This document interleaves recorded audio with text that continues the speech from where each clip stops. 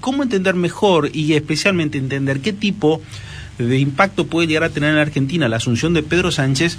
Nos puede llegar a explicar Carmen de Carlo, periodista, corresponsal de ABC, directora de @Sudamérica Hoy. ¿Qué tal, Carmen? Buen día, ¿cómo está usted? Buenos días, pues aquí superando una gripe que me tiene persiguiendo desde hace demasiados días. Sí, pero bien. ¿Sorprendida con la llegada de Pedro Sánchez o no? ¿Perdón? ¿Sorprendida con la llegada de Pedro Sánchez al gobierno en España? Yo creo que todos estamos sorprendidos, incluido el propio Pedro Sánchez. Esto ha sido una sucesión de acontecimientos a ritmo de vértigo que no los esperaba nadie.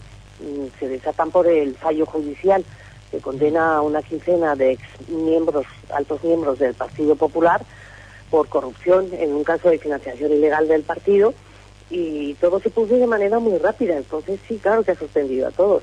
Pero cuando usted mencionaba antes que le llamaba la atención que fuera pacífico, pues claro, todo tiene que ser pacífico. Todas las transiciones, destituciones o actos que se cometen en democracia, siempre que se ajusten a la Constitución, y tiene que ser pacíficos. Y este mecanismo de destitución, que se llama en España moción de censura, que aquí sería un juicio político, pues se ajusta al pie de la letra a la Constitución. Otra cosa es que se considere justo en este momento por esas causas, o que pongamos la ética encima de la mesa, porque no podemos olvidar que Pedro Sánchez perdió 2 elecciones consecutivas y que la diferencia de escaños que tiene con el Partido Popular es de 50, que no es poca cosa. Ahora, ¿es una cuestión de conciencia política sobre la corrupción o es un golpe político de Estado? A ver, aquí no existe ningún golpe político de Estado, porque cuando uno habla de golpe, a mí me parece que son palabras mayores. Por eso antes he recalcado el tema de la Constitución. El impeachment, el juicio político, la moción de censura está en la Constitución. A Dilma Rousseff la destituyen con la Constitución en la mano. A Fernando Lugo en Paraguay le destituyen con la Constitución en la mano. Y a Mariano Rajoy en España se le destituye con la Constitución en la mano. Y la Constitución es la ley de leyes. Entonces aquí no hay ningún golpe. El golpe es cuando uno se salta la Constitución y la utiliza como papel higiénico por ser diplomática. Otra cosa es el oportunismo político. La política de por sí, por definición, es oportunista. Y entonces, los distintos movimientos, los distintos partidos, cuando ven el hueco para alcanzar el poder suelen aprovecharlo. Lo que pasa es que normalmente hay una tradición y hay un juego limpio que se suele respetar, que es cuando das un paso tan serio, tan dramático y con una trascendencia tan importante para el destino de un país, que es destituir un gobierno, tiene que haber unas razones realmente muy, muy poderosas, y normalmente están vinculadas, además, a que la gestión de ese gobierno esté llevando al país por un derrotero realmente negativo. No es el caso. En este caso, que es por un tema de corrupción que salpica efectivamente al Partido Popular y por supuesto a Mariano Rajoy, aunque es de hace 15 años y él no esté imputado y ningún miembro de su gobierno esté imputado, y en realidad el Partido Popular, los miembros del Partido Popular condenados a muchos años de cárcel ya no son miembros del Partido Popular. Lo cierto es que la corrupción en España salpica a los partidos tradicionales, incluido el Partido Socialista Obrero Español. Cuando hablan de que este es el escándalo más grande, el caso más grande de corrupción de España, no es verdad. Los casos más grandes de corrupción en España están en Andalucía y hablamos de miles de millones de euros y son del Partido Socialista.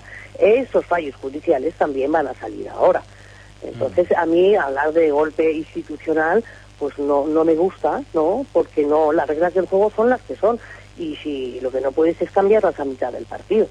Ahora, a mí sí me gustaría que en este caso, y yo creo que es lo que la sensación que hay ahora mismo en la población española, que lo suyo, y ahí hablamos de ética, no es poner a un señor que ha perdido 2 elecciones consecutivas y que está y que además pacta con lo peor de cada casa político que hay en España, incluido aquellos que sí han violado la Constitución y que los partidos separatistas catalanes, más un partido como ese el Bildu, que lo que agrupa y a quien representa es a los ex-etarras de la ex-organización terrorista que asesinó a cerca de 1 millar de personas en España. Entonces, lo normal en estos casos, por decoro, por cortesía, no es quítate tú que me pongo yo, sino convoquemos unas elecciones generales anticipadas. Ahora, todo se produce dentro del marco de la ley y esa corrección que usted señala del presidente destituido, de ir a saludar al nuevo presidente, de acudir a la jura de su cargo, pues a mí me parece que eso es bueno y es saludable para una democracia y ejemplificador, porque si no, lo que hace, si tú recurres a la violencia y empiezas a armar los escándalos, pues la gente acaba tirándose a la calle y entonces ya la democracia pues se convierte en otra cosa. En la serie de preguntas que tenía previsto, una de la que venía, un poco ya la has respondido, porque la pregunta que seguía era, ¿es un gobierno legal? No cabe ningún tipo de dudas. Ahora, ¿tendrá la legitimidad? ¿Vos considerás que necesita dar algún tipo de paso para ser completamente legítimo? A ver, ten en cuenta que el sistema parlamentario es diferente al sistema presidencial. En España no votas al presidente directamente. Tú votas una lista y es el Congreso el que lo elige. En este caso, la mayoría del Congreso ha votado la destitución de Rajoy y ha votado a Pedro Sánchez. Entonces, legitimidad 100%, pues mira, quizá no, en cierto modo no, sí es legal, pero a ver, anda flojo de papeles en legitimidad, que dirían ustedes. Claro. Por eso yo creo que será complicado que agote los 2 años de legislatura que le quedan. Pero tampoco creo que esté 2 días y medio. Yo creo que, bueno, va a intentar aguantar lo que pueda, pero los 2 años completos lo veo complicado. ¿Qué es Pedro Sánchez? Más allá de la descripción que me hiciste de la alquimia política que logró para llegar al poder, ¿pero qué es Pedro Sánchez? Pues mira, Pedro Sánchez yo creo que es la versión joven de Rodríguez Zapatero. Es un hombre que no tiene, desde mi punto, no tiene una trayectoria política realmente sólida. Creo que tiene una mirada confundida de la política internacional. Y creo que además la gestión que hizo Zapatero fue una gestión que fue muy negativa para España y para el Partido Socialista Obrero Español. Y en ese sentido creo que Pedro Sánchez, ideológicamente y la forma de moverse, pues se parece bastante. Ten en cuenta que el Partido Socialista Obrero Español con él ha atravesado la peor de las crisis de su historia en democracia. Incluso además ha conseguido con él los peores resultados de las elecciones por 2 veces consecutivas. Y además hay un cisma interno. Y España, la España que dejó Zapatero era una España en crisis, un absoluto desastre. Y no le importaba nada. Abrir una grieta, que fue lo que hizo también Zapatero, desde mi punto de vista, con el tema de los 40 años de franquismo y la guerra civil, cuando España era hasta ese momento un país modélico en cuanto a transición democrática, ¿no? Pues yo creo que Pedro Sánchez no es un hombre que tenga una no es un intelectual de ninguna de las maneras, no es un estadista, es un hombre que tiene una suerte extraordinaria y carambolas de la vida le llevaron a ser concejal, a ser diputado y ahora pues a ser presidente del gobierno. Entonces es un hombre con estrella, pero desde mi punto de vista yo no veo en Pedro Sánchez de ninguna manera un estadista ni un hombre socialista 100%. Es más, es un hombre lleno de contradicciones. Un día te dice una cosa por la mañana y otra diferente por la tarde, algo que también hacía Zapatero. A ver, en su discurso en el Congreso para destituir en la moción de censura de Rajoy, entre otras cosas, lo que hace además es asumir los presupuestos generales del Estado hechos y aprobados por el PP, que él votó en contra de esos presupuestos. Y él dice que los asume porque él se lo pide otro partido, que es el Partido Nacionalista Vasco, para darle el voto y conseguir echar a Rajoy. Entonces le vale cualquier cosa. Es un poco el sin justifica los medios desde mi punto de vista, ¿no? Le vale cualquier cosa con tal de conseguir un objetivo que en este caso era desalojar al Partido Popular del poder. En fin, la verdad que yo no soy muy optimista con Pedro Sánchez en el sentido. Yo no veo un político de raza y coherente, la verdad que no. Me parece que habrá que esperar cómo termina de conformar su gabinete o cómo lo termina de rearmar para pensar cuál es el futuro de España en el contexto internacional a partir de esto, ¿o no? Sí, por supuesto, el movimiento se muestra andando. Entonces, yo le estoy dando una opinión personal por la trayectoria, por lo que yo veo que ha hecho hasta ahora.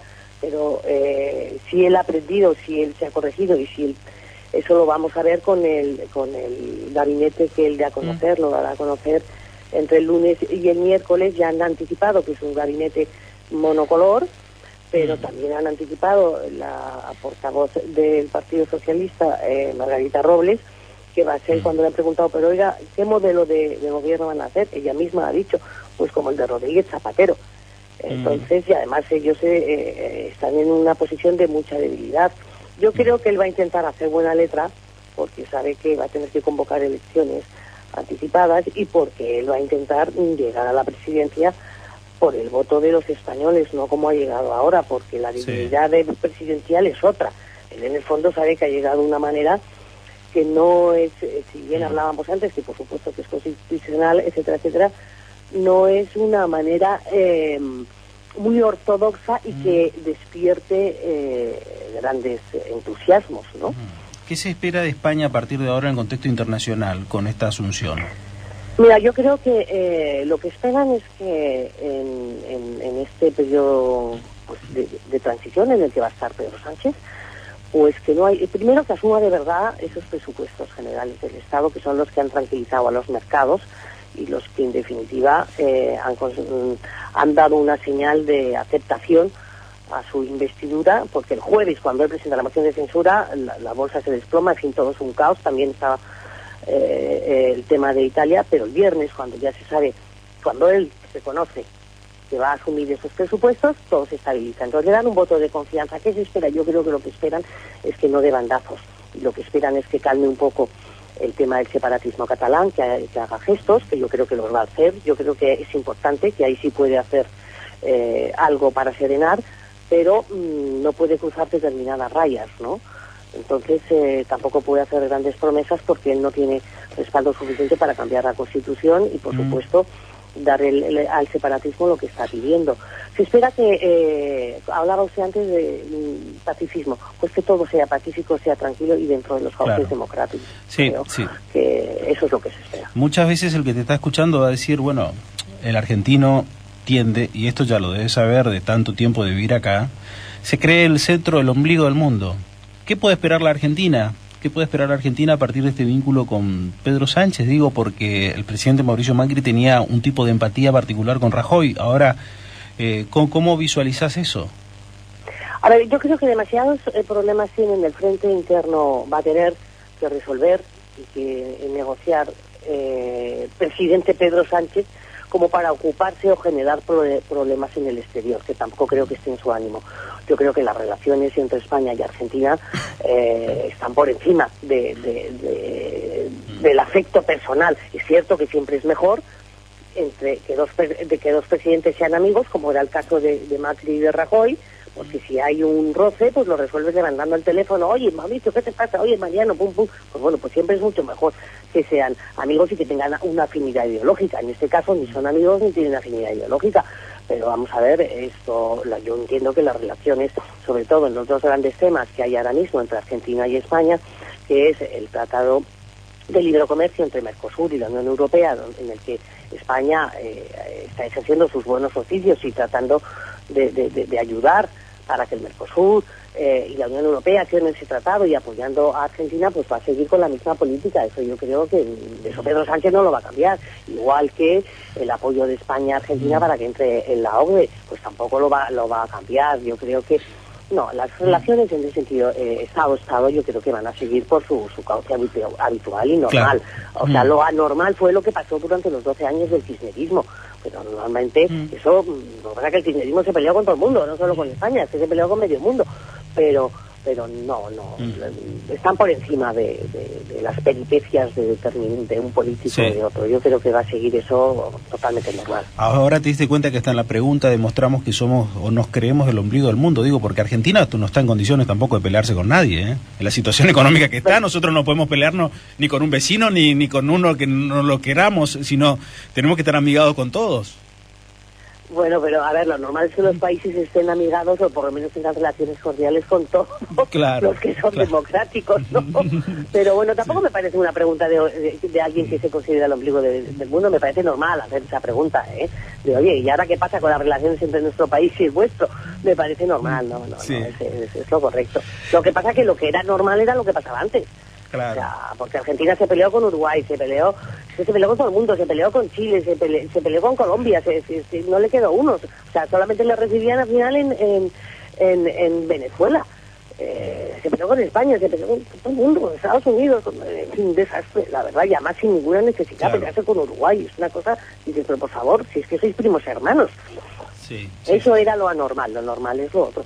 Sí, indudablemente que es así. Carmen, te seguimos por las redes sociales en particular y cuando te podemos ver en algún canal de televisión. En la última oportunidad que te vi fue con Clara Mariño en Ronda de Editores y te seguimos atentamente, ¿eh? Así que un beso grande. Bueno, esta semana también he tenido un tour importante porque este tema es un tema complicado. Sí, estuve en La Nación Plus y estuve en América y la verdad que la radio sí, a mí me gusta mucho hablar con vosotros porque me parece que estos temas que despierten vuestro interés pues es positivo y además entiendo que son difíciles de entender porque la gente se asusta y todo el mundo me decía, pero esto es un golpe de Estado, un golpe de Estado. No, hombre, que no, que eso no es un golpe de Estado.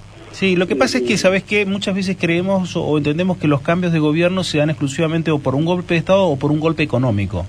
Y por eso llamó la atención que la naturaleza de esto, como bien lo has descrito, radica en lo que tiene que ver con los casos de corrupción que han llegado a una esfera importante, por lo menos allí. Imagínate que si acá tenemos que entrar a pensar que se tiene que destituir un gobierno exclusivamente por cuestiones de corrupción, prácticamente nos quedaríamos sin gobierno. Bueno, que no te sorprenda que pasado mañana nos encontremos con un caso de corrupción, cualquiera de estos juicios que hay sobre Andalucía que te comentaba antes, y que también si la responsabilidad política que se le ha exigido a Rajoy ha sido váyase usted, pues a lo mejor a Sánchez le tienen que decir lo mismo, aunque él en ese momento no estuviera en un cargo importante. O sea, no te creas que la corrupción está en todas partes, lo que te quiero decir es que está en todos los países. El problema no es que haya... Vamos a ver, la corrupción es un problema, pero es inevitable en todos los países. La cuestión es qué pasa cuando uno descubre los casos de corrupción. ¿Hay sanción o no hay sanción? O sea, esta sentencia ha metido en la cárcel y con algunos más de 50 años. Entonces, a ver, si usted es un delincuente, usted le tiene que meter en la cárcel y tiene que tener un juicio justo, por supuesto, pero tiene que terminar en la cárcel. Pues eso es lo que da consuelo a las sociedades, ¿sabes? Que existe la justicia. El problema al final, yo creo que es de los países cuando el Poder Judicial no responde a lo que tiene que responder. Las democracias quienes las sustentan al final es el Poder Judicial. Sí, lo que pasa es que muchas veces también pasa eso, ¿no? Que el Poder Judicial termina siendo el poder más débil y más cómodo de todos y le conviene muchas veces mirar la vista gorda por no asumir la responsabilidad de lo que implica ser poder. Digo, porque al fin y al cabo son uno de los poderes y muchas veces se escudan diciendo no, éramos subsumidos por el poder político porque los otros nos miraban fuerte o nos quitaban recursos, es muchas veces lo que no nos permitía trabajar y se terminan formando parte de un ariete al fin y al cabo de lo que es la misma estructura política, o sea, termina siendo complaciente y cómplice a la vez de la estructura a la cual siempre nos quejamos y los ciudadanos quedamos muchas veces indefensos. Por eso creo que la clave está en la separación de poderes. O sea, aquí hay tres poderes en una democracia. Es el ejecutivo, el legislativo y el judicial. Pero para mí, o sea, son todos importantes, pero en definitiva, a ver, las democracias se terminan cuando falla el poder judicial. Porque ni el ejecutivo ni el legislativo pueden hacer nada si hay un poder judicial realmente independiente y fuerte. Entonces, la imagen de España no ha salido muy favorecida con estos casos de corrupción, pero al mismo tiempo sí ha salido fortalecida su propia democracia, es decir, los mecanismos funcionan. Sí. Y eso es lo que pasa. Aquí el problema en Argentina es que la justicia, la justicia no tiene ninguna credibilidad y con motivos reales para poder sostener eso. Esta justicia es una justicia totalmente bajo sospecha, de abajo arriba, desde su cabeza hasta los pies. Sí. No hay voluntad o no hay valor para meterle mano a fondo como habría que haberle metido. Las democracias se terminan cuando no existe el poder judicial. Me gustó mucho esa frase, Carmen, pero es solamente una interpretación distinta a la que le das en un plano. Yo creo que quizás perdió en un sentido inmediato, pero gana en el posterior, en el mensaje a la sociedad, en el mensaje de decir La corrupción lleva hasta arrasar a un poder, lleva hasta arrasar a un presidente, no importa quién sea Rajoy, Rodríguez Zapatero, no importa quién sea, pero arrasa hasta un presidente. Algo que me parece que al fin y al cabo los españoles en el mediano o largo plazo van a saber reconocerlo a lo que significa como poder judicial, como investigación de hechos de corrupción. Digo, mirando con ojos de latinos, siempre. Sí, vamos a ver, sí, eso yo coincido. He intentado decirlo en algún momento, lo que pasa es que igual me he expresado mal. Es decir, que cuando decía que la imagen de España, por un lado, había salido perjudicada por los casos de corrupción, pues entiendo que ha salido fortalecida. ¿Por qué? Porque lo que demuestra es que las instituciones funcionan y que la corrupción no es gratis. Y la corrupción no es gratis, entonces la corrupción finalmente pues, se paga. Hay 15 señores o más de 15 señores en la cárcel y algunos con condenas de más de medio siglo, no se os olvide, de más de 50 años. Y ahora le ha tocado al Partido Popular, pero que no te quepa la más mínima duda, que en breve vamos a ver cómo le toca también al Partido Socialista. Y no me refería al presidente Rodrigo Zapatero, que yo sepa de su gobierno, así casos de corrupción, la verdad que no recuerdo ni ahora mismo, yo no creo que hubiera. Sí los hay del Partido Socialista en Andalucía. Claro. Y evidentemente los presidentes de los partidos pues no pueden ser ajenos, que es lo que le ha pasado a Rajoy. Rajoy no es corrupto a título personal, no se ha enriquecido ni nada por el estilo, pero es evidente que él ha mirado hacia otro lado. Y Rodríguez Zapatero con Don Andalucía miró hacia otro lado, y Felipe González en su época también miró hacia otro lado con la financiación ilegal de los partidos, porque esto todo lo que estamos hablando es de financiación ilegal de los partidos. Entonces, a ver, lo que ocurre es que la factura, este es un caso del Partido Popular de hace 15 años, la factura llega tarde, pero llega, y yo creo que ese mensaje es positivo. Carmen, como siempre un gusto poder escucharte, gracias, muy amable. Gracias a vosotros, un abrazo. Carmen de Carlo, gran periodista española, en contacto